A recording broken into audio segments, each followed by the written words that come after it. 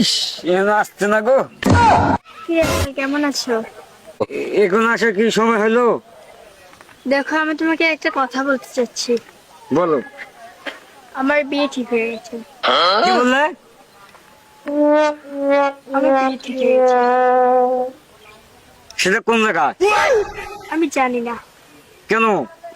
আমাকে বলতে হবে। তুমি আমাকে ভালোবাসো না? বাসি তো, কিন্তু কিন্তু কি? কিন্তু কিন্তু কি? আমার বাবা মা যে আমাকে শর্ত দিয়েছে। কেন?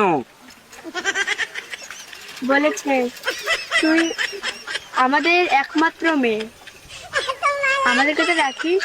আমি কিভাবে না ফেলতে পারি বলো? আমাকে ভালোবাসার জানা গো, নইলে আমি বাঁচবো না। আমার ভালো কি? আমার ভালোবাসা কি অন্যায়? আমার কি মিথ্যা? না, বুঝছো না তুমি। আমার বাবা মা বলেছে, আমাদের এই ছেলেটাকে যদি তুই না বিয়ে করিস, আমাদের মরা মুখ দেখবি তুই। সি, সি, তুমি যে চলে যাও, আমি এই মুখ কাক কাক আমি দেখাবো? তোমার সাথে আমি বাঁচবো না। আমিও তো বাঁচবো না, কিন্তু কি করব? কেন?